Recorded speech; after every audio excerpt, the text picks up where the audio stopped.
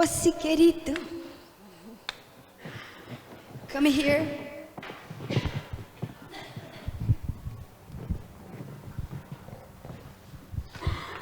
Sejam todos muito bem-vindos. É uma alegria tê-los aqui novamente. E falar do nosso orador da noite é um pouco difícil, porque ele é tão completo. E vou dizer aqui da minha parte, alguém que eu admiro muito, a gente assiste ele muito, aprendo muito com ele, porque a gente sempre está em busca de novas soluções aí. E ele é um grande estudioso da doutrina espírita. Trouxe até algumas informações em relação aos trabalhos que ele faz, especialmente os da internet. Convido a todos para acompanharem, não digo a pessoa, mas acompanhar o trabalho que ele faz, que é maravilhoso. Então, quem quiser acompanhar o André Sobreiro, toda quarta-feira, 5 horas da tarde, na Rede Amigo Espírita, no canal da Rede Amigo Espírita no YouTube, ele apresenta um trabalho em relação aos textos de Kardec, muito interessante. Às sextas-feiras, às 22 horas, ele estuda e divulga amplamente o tema mediunidade. E o André, então, que é lá de Severínia, da nossa querida Centro Espírita, Portal de Luz, não é da Luz não, Portal de Luz, da nossa querida Severínia, cidade aqui, vizinha aqui de Olímpia, sempre nos recebe com tanto carinho lá no centro dele. É um grande estudioso, vale a pena demais ouvir ele, acompanhar ele nas redes sociais, vale a pena demais. Então, André, que veio falar hoje da lei de destruição, um tema interessantíssimo. Não me recordo de ninguém ter falado sobre esse assunto aqui. Vamos aprender um pouquinho mais, então, com o nosso querido André Sobreiro. Seja bem-vindo, a casa é sua, meu amigo.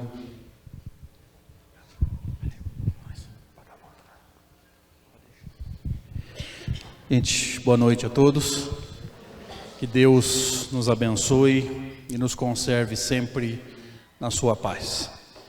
Eu queria começar a nossa fala agradecendo o convite, o carinho que a gente recebe aqui no Eluz toda vez, que parece que recarrega as baterias do coração da gente. E agradecer principalmente a oportunidade de poder compartilhar aquilo que eu me acostumei a chamar de a bênção do conhecimento espírita. A bênção do conhecimento que liberta. Ótimo, obrigado. Muito grato. A bênção do conhecimento que liberta, como nos ensina Jesus no registro de João, dizendo que a verdade nos libertaria se nós a conhecêssemos. Então, bendita a doutrina espírita que nos reúne na noite de hoje. Allan Kardec dividiu o livro dos Espíritos em 4 partes. Ele chamou de livro 1, livro 2, livro 3 e livro 4. Não obstante, muitas vezes nós nos surpreendamos nos referindo a essas partes como primeira, segunda, terceira e quarta parte, o que não é um grande problema, mas a primeira reflexão que eu gostaria de trazer para nós aqui na noite de hoje é uma pergunta. Na hora de fazer essa divisão em 4, ou na hora de construir as 4 partes, Allan Kardec usou a lógica, a didática, ou dividiu pelo acaso? Para que a gente possa responder isso com certeza e não esquecer nunca mais, nós precisamos entender quem é Allan Kardec e a pujança da obra que ele nos trouxe. Mas eu não vou discutir Allan Kardec do ponto de vista espiritual, de quem é esse espírito, porque eu duvido que a gente tenha informações assim mais consistentes sobre isso. A gente vai acabar caindo no achismo e Kardec não merece.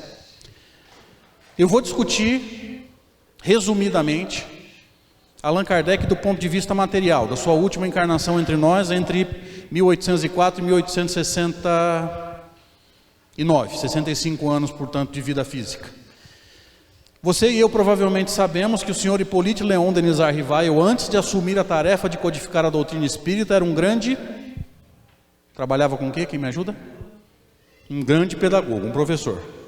Não obstante, hoje nós tenhamos consciência que a maioria dos biógrafos de Allan Kardec cometeu um erro, porque talvez você já tenha lido alguma biografia de Kardec, ou então lido algum espírito se referindo a ele, evidentemente escrevendo pelas mãos de algum médium, se referindo a Kardec como o mestre de Lyon. E existe um fato na Revista Espírita que eu acho interessantíssimo. Kardec foi criticado, ele foi atacado por um sacerdote religioso da época, dizendo mais ou menos assim numa nota publicada, salvo engano, num jornal. A nota dizia assim: eu conheci o senhor Allan Kardec quando ele era criança, em Lyon. Ele era pobre, financeiramente falando, e hoje ele já não é mais pobre. Kardec estava sendo acusado de enriquecer com a venda dos livros espíritas. E ele responde na Revista Espírita dizendo assim: nunca morei em Lyon. Agora nós estamos com um problema sério. É de Lyon ou não é de Lyon? E a grande maioria dos biógrafos diz que é de Lyon. Espíritos às vezes escrevem pelas mãos de médiuns e ao homenagear Kardec se referem a ele como mestre de Lyon. E aí? É de Lyon ou não é? Se ele está dizendo nunca morei em Lyon, você acredita em quem? Então vamos na fonte. O próprio Kardec está dizendo que nunca morou em Lyon. O que aconteceu? Aí os pesquisadores, de posse dessa informação, nunca morei em Lyon, foram atrás de saber onde esse homem morou. E descobriram que Lyon era uma cidade de banhos termais, mais ou menos como Ibirá. Há muito tempo atrás, eu não sei como é que está hoje, mas eu acho que a grande referência de banhos termais mais recentemente, não tão próximo de nós geograficamente, é Poços de Caldas. Se eu estiver enganado, depois vocês me corrijam aí. Então, Lyon era uma cidade de banhos termais e o pai e a mãe de Allan Kardec, evidentemente a mãe na fase final de gestação, se dirigem a Lyon para banhos de tratamento. E em Lyon Kardec nasce, mas ele não fica. Depois de um tempo, mãe e filho se recuperam do trabalho de parto e retornam para a cidade deles, que se chamava Bourg-en-Bresse. Então hoje nós já sabemos que Kardec não morou em Lyon, ele morava numa cidade chamada Bourg-en-Bresse. Tempos depois, eu não me recordo a idade exatamente, vocês me perdoem, mas ele deixa Bourg-en-Bresse e vai para onde mesmo? Quem me lembra?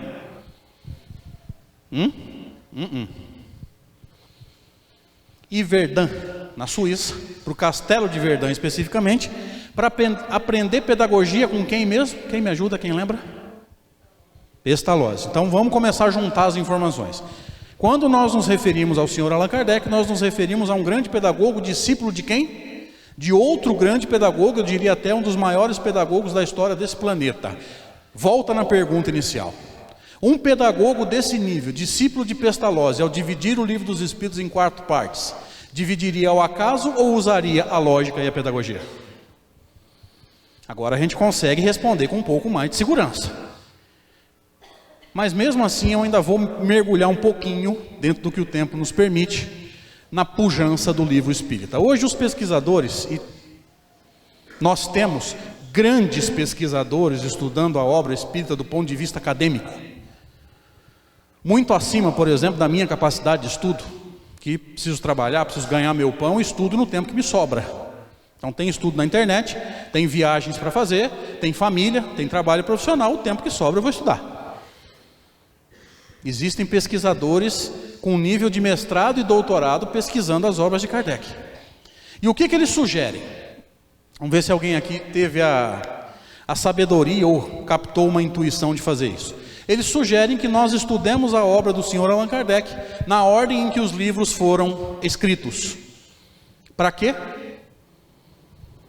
Para você e eu acompanharmos a construção da ciência espírita. Porque você e eu sabemos, com certeza, que a doutrina espírita nasce como ciência.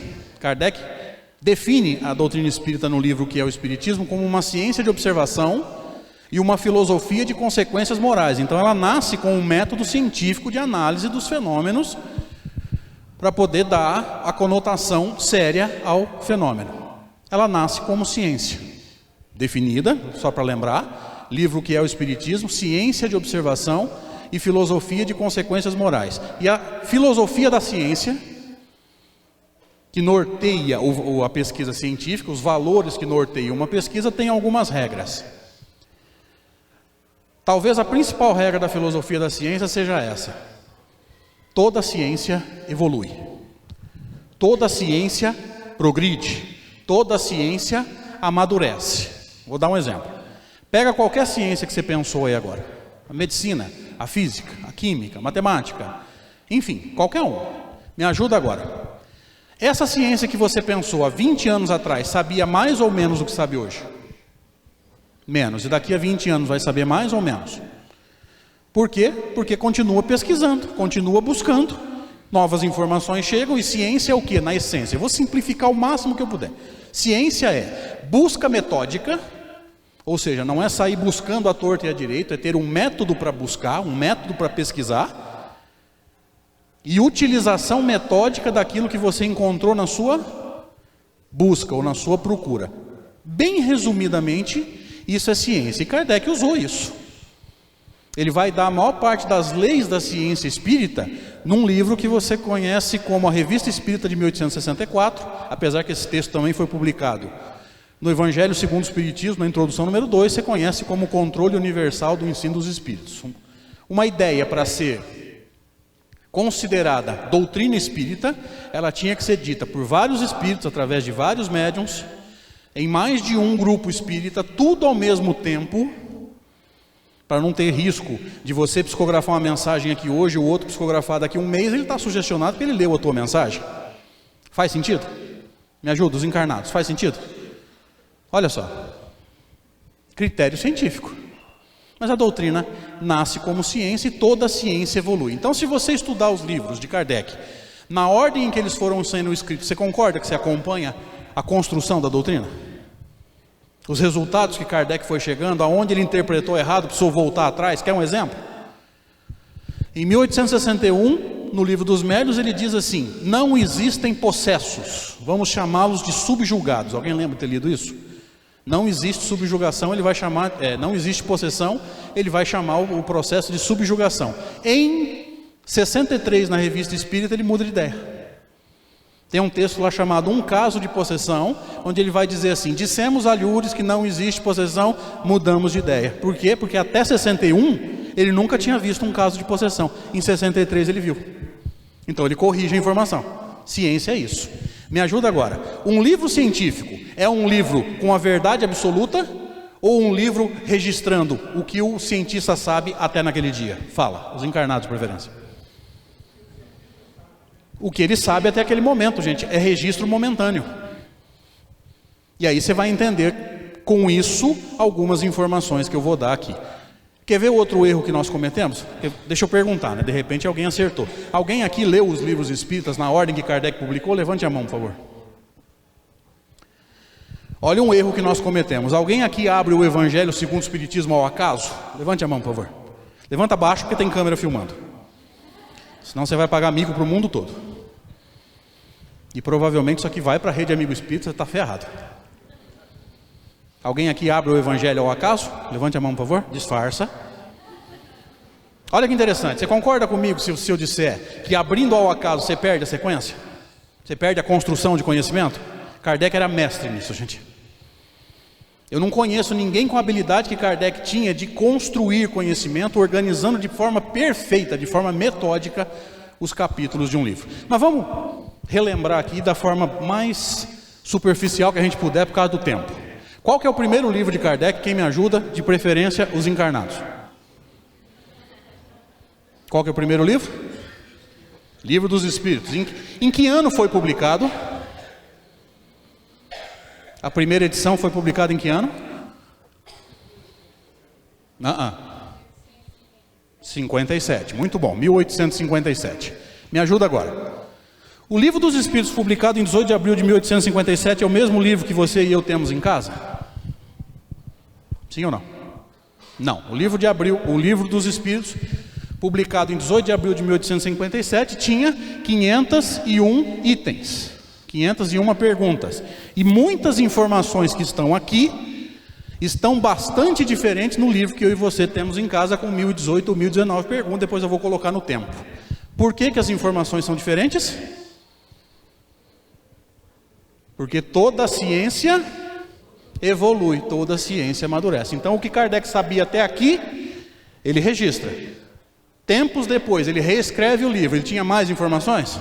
Tanto que dobrou o número de perguntas. Dá para acompanhar agora? Por que as informações mudaram? Porque se você tiver aquela imagem que a maioria de nós tem, de Allan Kardec sentado atrás de uma mesa, fazendo pergunta para espírito, esperando o médium psicografar a resposta, você jamais vai entender a doutrina espírita. A doutrina espírita é um trabalho de pesquisa realizado por um espírito elevadíssimo que encarnou para cumprir a tarefa. Você o conhece como Allan Kardec. E Kardec só entregava a palavra para os espíritos, por exemplo, no Livro dos Médiuns você vai ver isso, quando ele não conseguia entender o fenômeno. Então ele observava, não chegava a uma conclusão, ou então chegava a uma conclusão, mas pedia a confirmação dos espíritos. O Livro dos Médiuns dá bem essa conotação para a gente. Mas vamos prosseguindo aqui. 1857, Livro dos Espíritos, 501 itens. Em 1858, que é o ano seguinte, o que Allan Kardec publica? Alguém me ajuda, por favor, de preferência os encarnados? Nós não temos médium em condições aqui. Se fizer um fenômeno de voz direta, não fica um aqui dentro. 1858, o que Allan Kardec publica? Ele começa a publicação de um periódico chamado Revista Espírita. Vou fazer uma brincadeira aqui. Alguém já assistiu um filme em DVD aqui? Levante a mão, por favor. DVD, bota para dentro. Aperta o play. Antes de apertar o play, o DVD te mostra umas opções. Lembra disso? Alguém entrou nos extras? Alguém já lembrou de entrar nos extras do filme? Dentro dos extras, geralmente tem uma opção que ninguém vê, chama Making Off. Você já viu o making off de um filme ou o making off de um show? É interessantíssimo. Posso te dizer tranquilamente, embora seja um símbolo, né, embora seja uma metáfora, a Revista Espírita é o making off da codificação. É o laboratório de Allan Kardec com os textos que os espíritos mandavam, ele publicava as ideias, as pessoas rebatiam as ideias de Kardec, falavam, ó, isso aqui não está batendo, olha o texto. Você vai se surpreender agora. Ele lia todas as cartas que eram mandadas para ele e levava em consideração o que estava na carta. A maioria de nós acha que Kardec era arrogante, né? Não, ele não tem nada para aprender com os outros. Levava tudo em consideração. Então a Revista Espírita é um material que vale a pena ser estudado. Na época ele era mensal, era um fascículo pequenininho, 10, 12, no máximo 20 folhas. Hoje, se você comprar a Revista Espírita de 58, você não vai comprar por mês, você vai comprar o ano todo, tá? É um volume grande. Mas ele começa a publicação em 68. E publica um livrinho chamado Instruções Práticas sobre as Manifestações Espíritas. Por favor, quem já ouviu falar desse livro, levante a mão. Instruções Práticas sobre as Manifestações Espíritas. Quem já ouviu falar? Surgiu antes do Evangelho um livro chamado Imitação do Evangelho. Antes do Evangelho segundo o Espiritismo. Kardec acho que nem chegou a publicar. Os Espíritos sugeriram que ele mudasse o nome. Mas vamos lá. Alguém conhece Instruções Práticas? Olha que interessante. Se você estudou o Livro dos Médiuns, você vai se lembrar, na introdução, Kardec dizendo assim, publicamos uma brochura pequenininha, baratinha, para todo mundo poder ter, e para todos aqueles que se interessam pelo intercâmbio mediúnico, ter um manual para poder estudar basicamente a mediunidade e começar a prática de forma segura. Mas o que ele percebeu? Que ela ficou muito pequena, muito superficial e ainda restava muita dúvida. Então, esse livro não foi republicado e foi muito ampliado num livro que vocês conhecem como o Livro dos Médiuns. Então, esse livro que nós estamos citando agora, ele deu origem ao Livro dos Médiuns e a maioria de nós nem sabe que o livro existe. Olha só, 1859, o que Allan Kardec publica? Quem me ajuda? Outros 12 números da Revista Espírita, evidentemente mensais, e um livro chamado O que é o Espiritismo. Alguém já ouviu falar desse livro? Já leu? Levante a mão, por favor. Geralmente tem um pouquinho mais. Esse livro é tão importante que o próprio Allan Kardec, no Livro dos Médiuns, no capítulo 3, chama do método, que é quando Kardec discute o ensino da doutrina espírita, diz assim, textualmente: para aqueles que quiserem ter as noções iniciais de espiritismo pautado nas nossas obras, sugerimos essa ordem, presta atenção. Allan Kardec sugere que nós estudemos os livros dele nessa ordem, ele deu a ordem, a maioria de nós nem viu. O que é o Espiritismo, o Livro dos Espíritos, o Livro dos Médiuns e a Revista Espírita. Esse livro é tão importante que o próprio Allan Kardec sugere que nós iniciemos os nossos estudos de espiritismo pautados nessa obra. E eu não me surpreendo mais quando eu vejo pessoas que nunca ouviram falar do livro. Que pena. Só para não deixar passar, ele citou 4 livros: o que é o Espiritismo, o Livro dos Espíritos, o Livro dos Médiuns e a Revista Espírita. Você sentiu falta de algum livro de Kardec? Pode falar, Encarnados.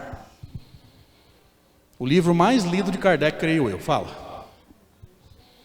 O Evangelho. Por que ele não citou o Evangelho? Ele sugeriu 4 obras, mas não sugeriu o Evangelho segundo o Espiritismo. Hã?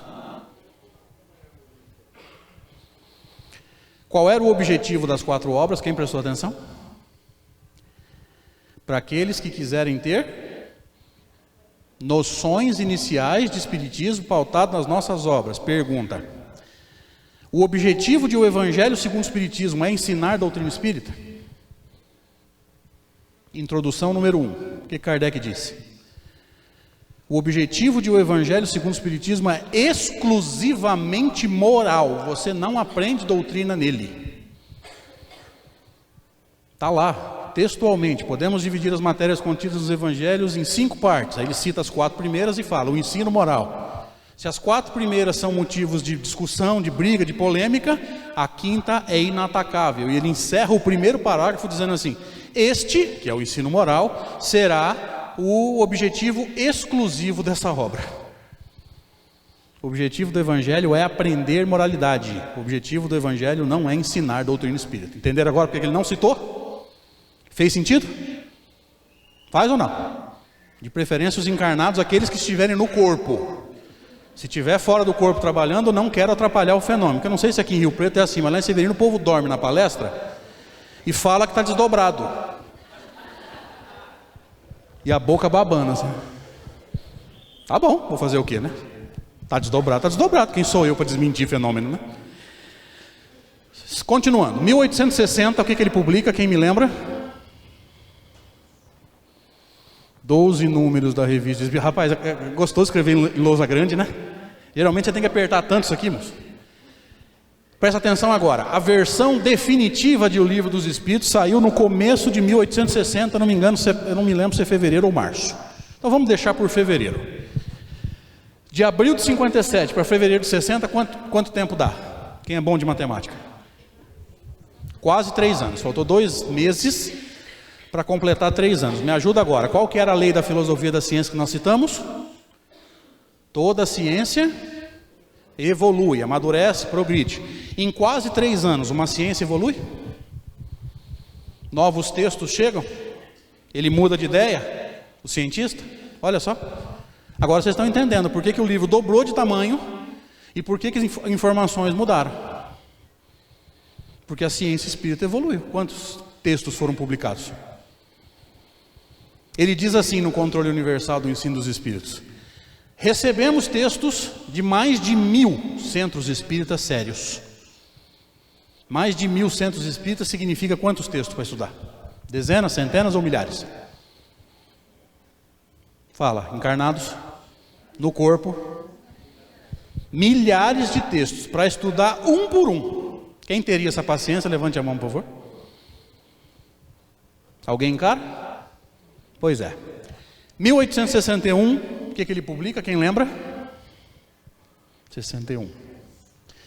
Primeira edição, 12 números da Revista Espírita, primeira edição do Livro dos Médiuns, que foi alterada em 62. Se você estudou o Livro dos Médiuns, você vai lembrar de Kardec dizendo na introdução que os espíritos sugeriram alterações, ele fez as alterações, e que a versão de 62 é a definitiva, não houve mais alterações, só houve reimpressão, mas reimpressão significa que o livro não foi alterado. Está claro isso? Tá ou não? Então a partir de 62 o livro não foi alterado, tá? Um texto que estava aqui em 61 e já não estava mais em 62, você a conhece como a escala espírita. Alguém já estudou esse texto? Livro dos Espíritos, do item 100 ao 113. 3 ordens, 10 classes, lembra? Por que ele não citou na edição nova de O Livro dos Médiuns? Porque já está no Livro dos Espíritos. Precisa publicar 2 vezes? Não há necessidade. Você quer estudar a escala espírita, você sabe onde você vai. Livro dos Espíritos, livro 2, do item 100 ao 113. 1863, 12 números da Revista Espírita, e até onde eu sei, não houve publicação de livros, sempre deixando claro que essa escala que vocês estão vendo é o que eu sei até agora. De repente eu descubro que tinha livro 63 e eu não sabia. Porque tem hora que a gente confunde edição com reimpressão, o nosso critério falha. Então, até onde eu sei, não teve livro em 63, só os 12 números da Revista Espírita. 64, 12 números da Revista Espírita e o livro mais lido de Kardec. Citamos agora há pouco. Qual que é mesmo? O Evangelho segundo o Espiritismo. 65, 12 números da Revista Espírita, mais o livro O Céu e o Inferno. 66 e 67, a Revista Espírita, né? Evidentemente 12 números, números mensais, e não houve livro. 68, 12 números da Revista Espírita, presta atenção nesse detalhe.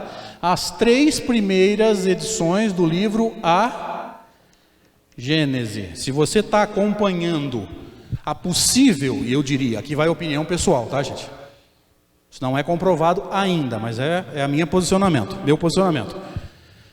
A possível e provável adulteração da Gênese, você vai se lembrar que as 3 primeiras edições da Gênese foram publicadas em 68. Kardec estava encarnado. Portanto, a primeira, segunda e terceira edição da Gênese, você pode ler tranquilo? Pode ou não? Kardec estava encarnado, gente. Foi ele que publicou, tá? 1869, Kardec publica a 4ª edição da Gênese. A 4ª eu posso ler tranquilo? Sim ou não? Sim, porque ele está encarnado ainda. Ó, exatamente iguais, tá? Se você encontrar diferença, é diferença de tradução. Mas o livro é o mesmo. Na verdade, hoje nós não chamaríamos de edição.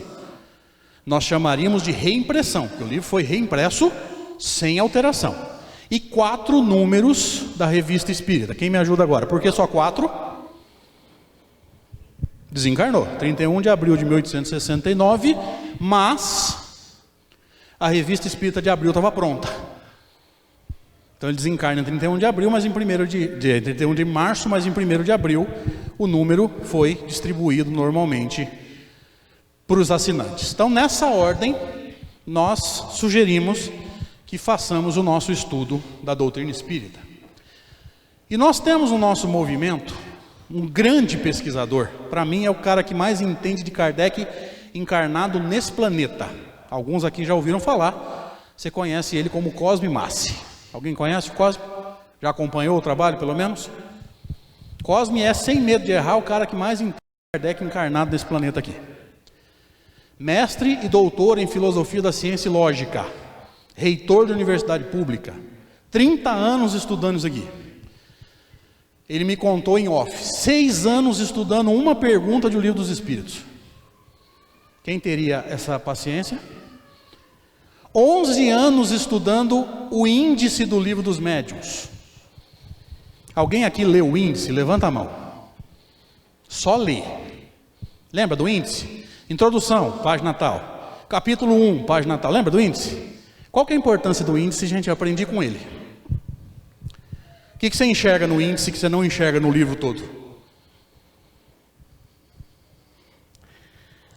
A lógica do livro. Você não consegue enxergar a lógica dele com aquele monte de páginas. Você enxerga no índice. Por que o primeiro capítulo está no começo? Por que o segundo não é o primeiro? O que você precisa do primeiro capítulo para entender o segundo? A construção do livro, a lógica dela, está no índice. E a maioria de nós nem lê o índice. Ele ficou 11 anos no índice do Livro dos Médiuns.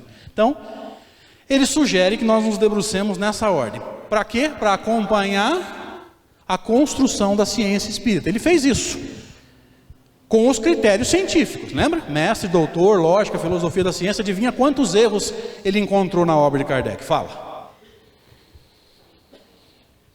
2 errinhos de ciência que ele corrigiu. Um deles eu citei para vocês aqui, que é o da possessão. Ele falou que não tinha, depois mudou de ideia. Mas erro de lógica, quantos? Construção de conhecimento, quantos? Nenhum.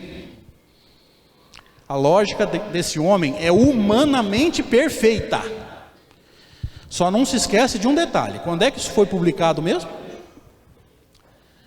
Segunda metade do século XIX. A pesquisa foi feita no século XX para o século XXI, com técnica de universidade, e não acharam erro. E tem gente que fala que Kardec está ultrapassado. Tudo isso para voltar na primeira pergunta. Na hora de dividir o Livro dos Espíritos, ele usou a lógica ou usou a didática? A lógica é didática ou usou o acaso? Se ele não errou nisso aqui, ele vai chutar no livro? Então vamos entender essa lógica para não esquecer nunca mais. Livro 1, livro 2, livro 3 e livro 4. Alguém aqui estudou o Livro dos Espíritos na tradução de J. Herculano Pires, independente da editora? Se você estudou na tradução do Herculano, você vai lembrar que antes da introdução ao estudo da doutrina espírita, que é um texto grande de Kardec, são 17 partes, o Herculano publicou uma introdução dele, chama Introdução ao Livro dos Espíritos. O que ele diz ali? Essa informação é importantíssima. Todas as outras 4 obras de Kardec, que vieram depois do Livro dos Espíritos, estão dentro do Livro dos Espíritos. É como se aqui dentro tivesse a semente, e depois nos outros livros a semente virou uma planta maior. Então todas as ideias que vieram depois, Livro dos Médiuns, Evangelho, Céu e Inferno, a Gênesis, tudo já estava em germe aqui. Vamos entender isso. No livro 1, Kardec discute o Criador. Qual que é a primeira pergunta do Livro dos Espíritos mesmo? O que é Deus? E o processo de criação, até onde nos é dado saber. Ele tem um raciocínio ali, chama Deus, Espírito e Matéria. E se você não entender princípio material e princípio espiritual, você nunca vai entender o livro onde esse raciocínio se ampliou, que você conhece como a Gênese. Vamos entender isso. Qual que é a importância do princípio espiritual e princípio material para a Gênese? Qual o subtítulo da Gênese? Quem lembra? A Gênese ou... Um de cada vez, senão não entendo. A Gênese ou... Os milagres e as predições segundo o Espiritismo. Se você não entender esse princípio espiritual, que é princípio inteligente, e princípio material, você nunca vai entender os milagres. Porque milagre, de uma forma bem resumida, é transformação de quê? Princípio material, transformação de matéria. Está claro esse raciocínio? Gente, me ajuda, por favor. Encarnados, está claro? Dá para acompanhar? Estou acordando alguém? Está fora do corpo trabalhando? E eu estou atrapalhando o fenômeno? Ok. Livro 2, Kardec discute a criatura. Subentenda-se, linguagem de corintiano. É nós. Tudo o que você quiser saber sobre o espírito imortal, em todas as situações possíveis, Livro dos Espíritos, livro 2. Como é que nós vivemos no plano físico? Como é que o espírito vive no plano espiritual? Como é que o desencarnado atua aqui? Tem um capítulo só para discutir isso, chama da intervenção dos espíritos no mundo corpóreo. Só para a gente entender, esse capítulo deu origem ao livro Instruções Práticas, e o Instruções Práticas deu origem ao... Vocês estão percebendo uma expansão de ideias? Alguém pegou essa ideia? Sempre expandindo, nunca se desmentindo. Sempre informações a mais. Como é que o encarnado atua no plano espiritual? Tem um capítulo só para discutir isso, gente, chama da emancipação da alma, que é o que André Luiz chamou de desdobramento. É o mesmo fenômeno. Só que Kardec chamou de emancipação. Como é que é o processo de vinda para o plano físico? Nós chamamos de encarnação. Tem capítulo só para discutir isso. Como é que é o retorno para o plano espiritual? Desencarnação ou morte física? Está tudo no livro 2. E esse livro, o raciocínio do livro 2 expande-se no livro dos Médiuns, principalmente aquele capítulo que nós citamos. O livro 3 é fácil. Leis morais. E as leis morais ampliam-se em qual obra? Quem lembra? Isso é fácil. Moral, Evangelho segundo o Espiritismo. Esse é fácil. Evangelho. E o livro 4, que Kardec chamou de Esperanças e Consolações, amplia-se onde? No céu e o inferno. Agora vamos ver a lógica. Ó. Olha como que é simples. Criador, criatura, as leis que a criatura precisa conhecer e viver se quiser ser feliz, e a justiça. Quem viveu as leis é feliz. Quem não viveu, vai colher o seu plantio. Simples, né? Olha como que é, não é complicado. Vocês estão com pressa? Eu vou começar a palestra. Eu não estou enxergando o relógio lá, mas paciência. Agora eu vou começar. Eu vou aqui no livro 3. Eu vou partir daqui. Esse livro tem 12 capítulos. Um capítulo introdutório, 10 leis morais, e um capítulo de encerramento, que Kardec chamou de da perfeição moral. No capítulo 6, Kardec discutiu o tema que foi divulgado para hoje, a lei de destruição. Quando vocês ouviram lei de destruição, ou agora, ou na divulgação, qual foi a primeira coisa que veio na tua cabeça? Fala. Lei de destruição, o que você lembrou automaticamente? Pode falar. Não ouvi, desculpa. Apocalipse. Que mais? Vamos, gente, os encarnados, vai. Alguém lembrou de terremoto? Tsunami? Furacão? Avião caindo? Possível cometa, asteroide trombando com a Terra, porque o nego inventa tudo, né? E cada vez que a profecia não se cumpre, o que o cara faz? Ajeita a profecia e joga o fim do mundo mais para frente. Pelo menos deu tempo do Corinthians ser campeão mundial, né? Já fiquei feliz. Pode ser, tragédias, desencarne em massa. Se você tiver mais ou menos no meu nível evolutivo, toda vez que a gente pensa em lei de destruição, a gente lembra de destruição física.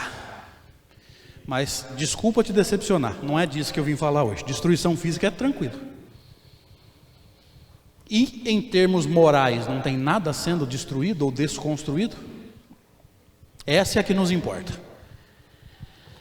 A primeira pergunta do capítulo é a 728, que é a única que nós vamos precisar hoje. Kardec pergunta assim: é lei da natureza a destruição? Lei da natureza denota o quê? Naturalidade. Naturalidade para a filosofia é aquilo que acontece, portanto é um fenômeno que você conhece a causa. Porque não existe fenômeno sobrenatural. Existe fenômeno natural que a gente não conhece a causa. Mas você não pode dizer que é sobrenatural, porque sobrenatural é derrogação da lei de Deus. E a doutrina espírita trabalha com um conceito: se a lei de Deus precisou ser derrogada, é porque ela era imperfeita. Ela deixou a desejar. E para nós a lei de Deus é perfeita como o próprio Deus. Então ela não é derrogável. Então não existe milagre, existe fenômeno que eu não sei a causa. E não sei as leis. Mas tem causa e tem lei. E a ciência mais cedo ou mais tarde vai achar. Está claro esse conceito, gente? Me ajuda aí, por favor. Ok. Então, lei da natureza denota naturalidade. Naturalidade para a filosofia é o quê? Tudo que você conhece a causa. Acontece, se você não sabe a causa, é o quê? Sobre ou milagroso. Sobrenatural e milagroso tem mais ou menos o mesmo sentido.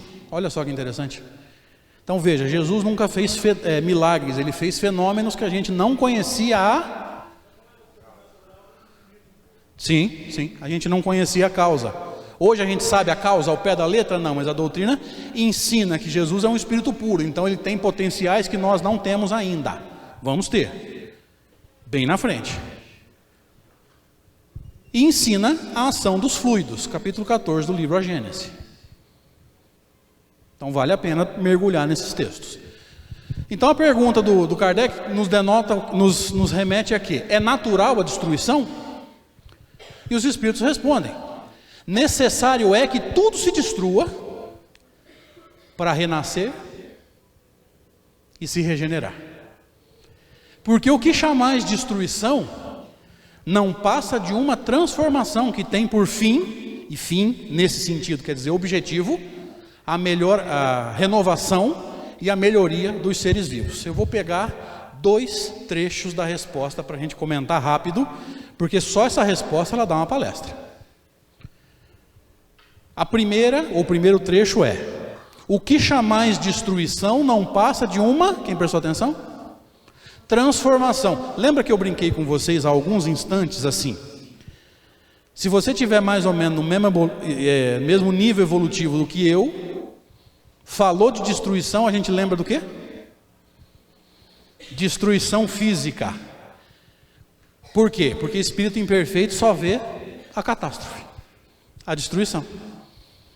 Os espíritos superiores dizendo que o que nós chamamos de destruição, eles chamam de transformação, ele está sugerindo uma mudança de paradigma. Não é destruição, é um processo de transformação que eles enxergam, nós não. Então é para mudar o nosso olhar. Mas o trecho mais importante eu vou explicar agora, se o tempo nos permitir. Presta atenção nesse movimento aqui, porque se você entender esse movimento, você entende a lei de destruição inteirinha. Necessário é que tudo se destrua, para renascer e se regenerar. Se você entender esse movimento, você entende a lei de destruição. Vou colocar a lei de destruição num exemplo prático para você entender. Alguém aqui já reformou a própria casa? Levante a mão, por favor. Reforma. Quando você lembrar da reforma, tenta não deixar a tua vibração cair, porque provavelmente você gastou 3 vezes mais do que você programou, pedreiro te deixou na mão, material de construção molhou. É normal isso, viu? Não se assuste, não é sobrenatural, tá? É karma que espírito imperfeito tem que passar para construir a paciência, construir virtudes, né, valores morais. Mas tudo bem. Quando você reformou a tua casa, o que você fez primeiro? Pintou parede? Pintou? O que você fez? Quebrou. Ó, primeiro destrói para depois. O que você quebrou? A casa inteira? Botou uma dinamite lá e mandou ela para as trevas? Parte o quê? Ruim ou a parte que você não queria? Talvez estivesse boa. Tá. Não estou brincando não, agora falando sério. O que você destrói? O que você não quer mais. Então me ajuda agora. Em termos planetários, Jesus está destruindo o planeta? Tem espírita se borrando de medo do mundo acabar, gente.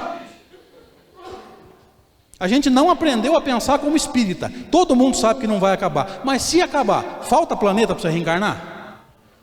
Só no sistema tem mais 8. Na galáxia tem quantos planetas? Trilhões. E você está preocupado com a Terra? Vamos começar a pensar como espírita, gente. O Deus que você aprendeu e eu também é um Deus universal. Não é Deus da Terra. Desculpa te decepcionar. Não é Deus de Rio Preto. Nem da minha cidade, infelizmente. Porque precisa. Esquece isso. Foca na palestra. É natural, sim. Mas lembra que Kardec dividiu os mundos em 5 categorias? Lembra ou não? Primitivos, expiação e provas, regeneração, felizes, celestes. A destruição é natural lá nos mundos celestes. Resgate. Se você quiser uma definição prática de expiação, é consertar o que você quebrou. Quebrou, Jesus vira para você e fala o quê? Conserta. Se você aceitar o convite, não tem dor. Se você não aceitar o convite, você vai levar tranco. Aí vem a dor. Lembra? Pelo amor ou pela dor. Se você não aceitar o convite do amor, a dor é o Anderson Silva, do MMA, com aquela delicadeza de um lutador de MMA, dando um pé nas suas costas. Vai! Você não aceitou o convite, agora você vai no tranco.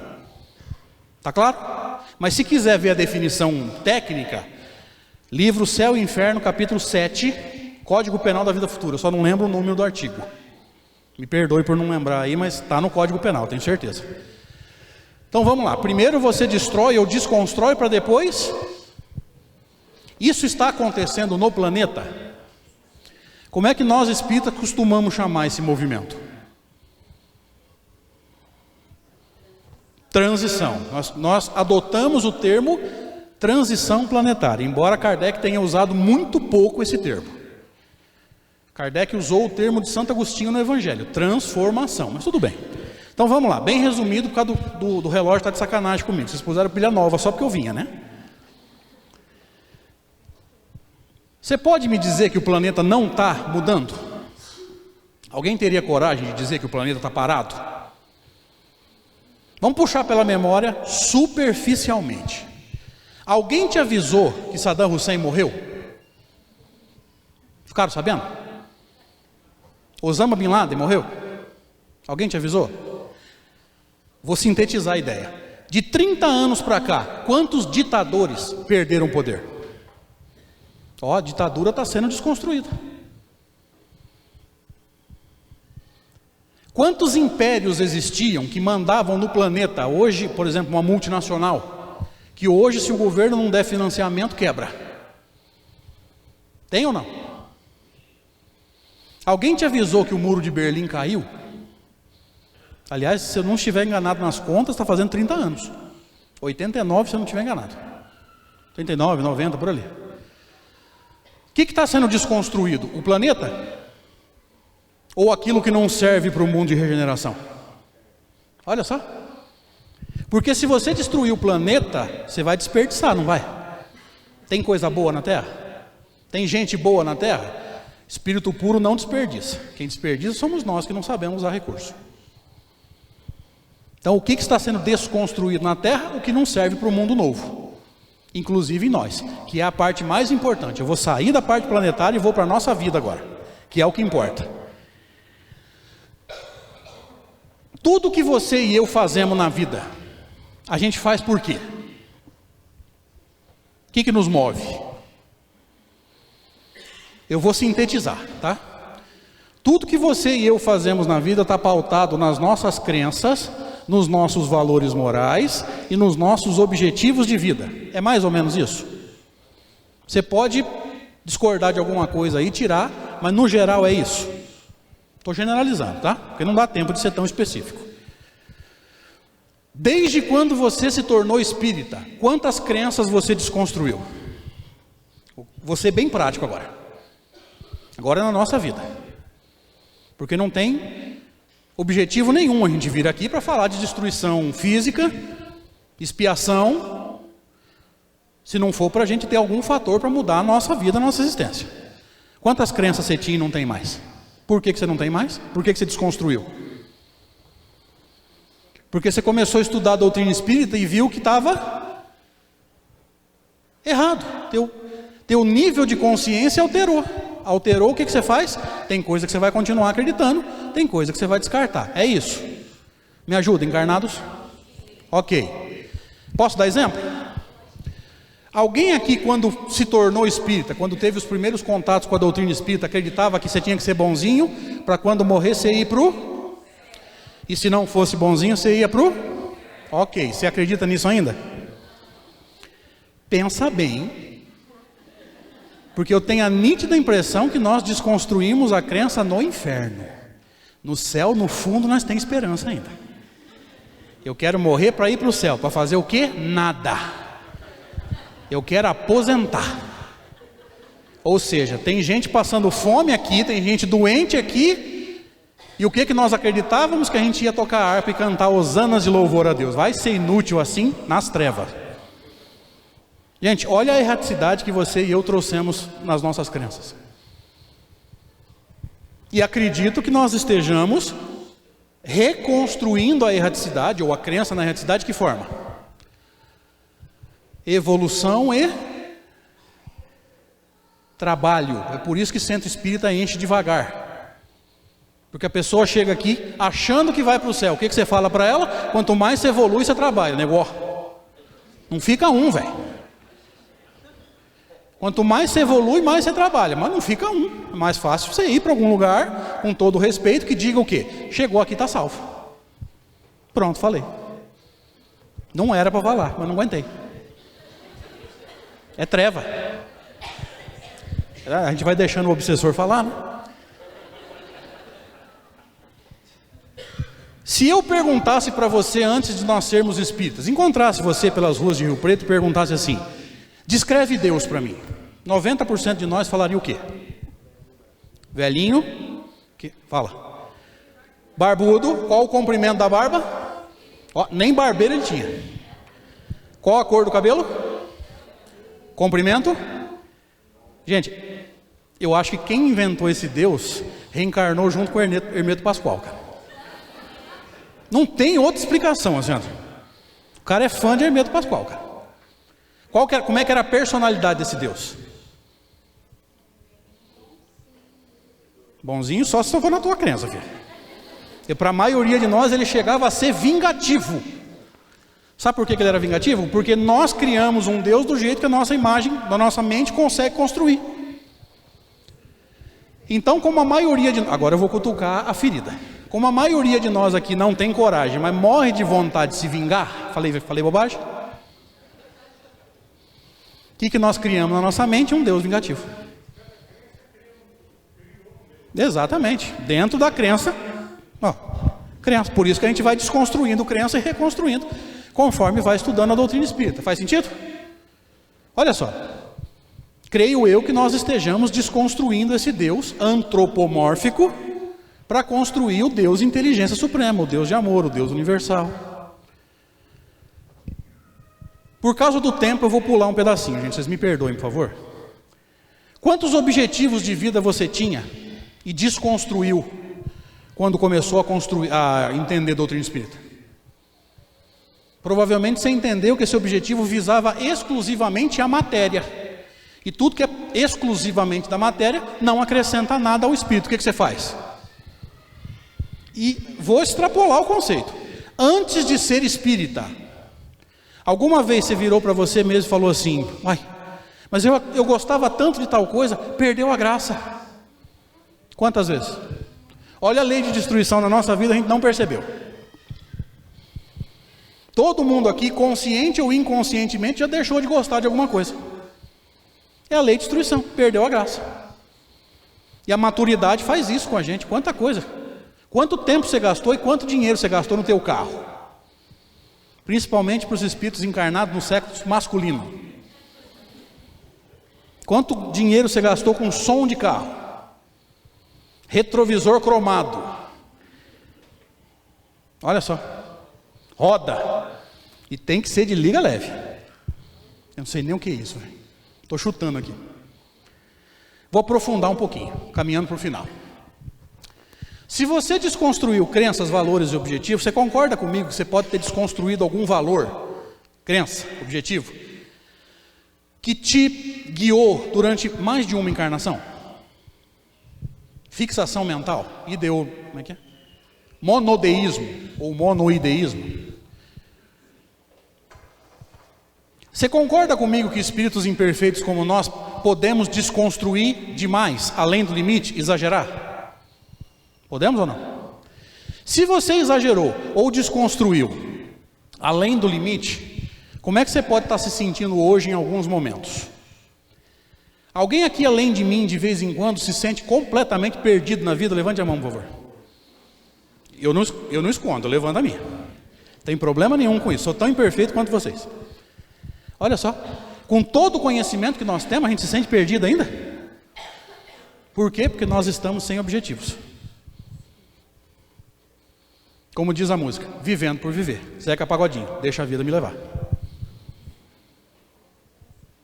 Alguém aqui em algum momento entra em crise existencial? Levante a mão, por favor.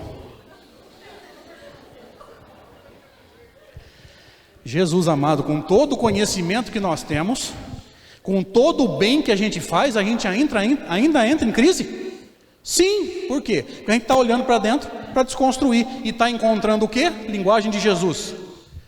Sepulcros brancos por fora, ou seja, lindos na aparência e na fala, podres por dentro.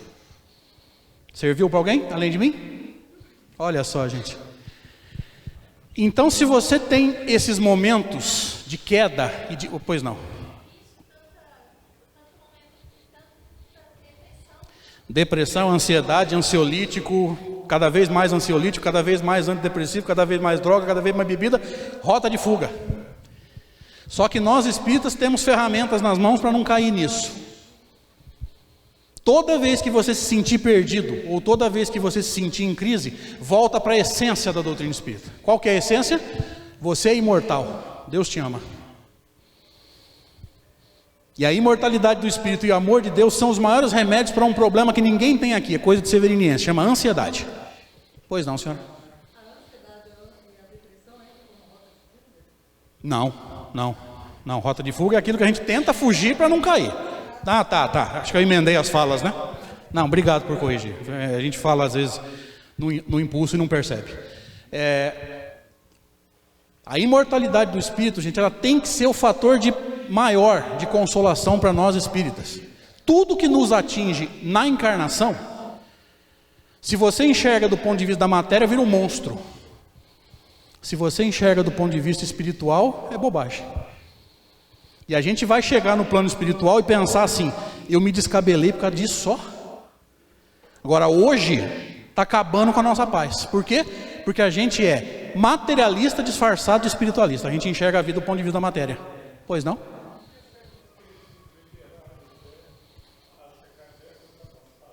Boa pergunta.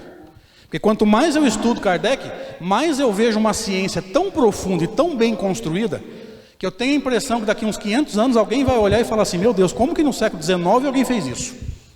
Esse homem é um gênio. O dia que o Cosme Mas vier para Rio Preto, gente, ou então pega o material dele para estudar na internet, que tem de monte, vocês vão ver a pujança de Kardec. A gente não tem noção de quem é esse homem. Agora, se eu posso te dar a minha opinião pessoal, quem fala que Kardec está ultrapassado é porque não entendeu nada. Leu na superficialidade, entendeu errado, interpretou errado e acha que está ultrapassado. Essa é a opinião pessoal. Se eu estiver atacando alguém, me perdoa. Porque a gente não aguenta, né? É o famoso pronto falei. Pois é. Ele é extraordinário. Então a gente lê na superficialidade, acha que entende e sai falando abobrinha. Me perdoem a agressividade, mas para mim é isso. O dia que a gente se debruçar sobre a obra desse homem, a gente vai entender que em termos de espiritismo não precisamos de mais nada. Nada. E para encerrar, que aí eu já passei muito da hora. Nesse movimento de desconstrução e reconstrução, a gente pode aplicar dois personagens que Paulo de Tarso citou na carta. Nós estamos desconstruindo o homem velho. Alguém estudou a carta de Paulo aqui? E construindo o homem novo. O homem novo, ele pode ser simbolizado em dois personagens que Kardec cita no capítulo 17 do Evangelho com o Espiritismo. O capítulo chama Sede Perfeitos. Os personagens são o homem de bem e o verdadeiro espírita. Diz Kardec que o homem de bem é aquele que cumpre, não é o que sabe. Saber é fácil. Saber é decorar texto, qualquer um decora. É aquele que cumpre a lei de justiça, amor e caridade na sua maior pureza. E o homem de bem passa pela desconstrução das imperfeições. Reconhece-se o verdadeiro espírita pela sua transformação moral e pelos esforços que emprega para domar as suas más inclinações. Obrigado, boa noite. Desculpa, passei um pouco da hora, gente.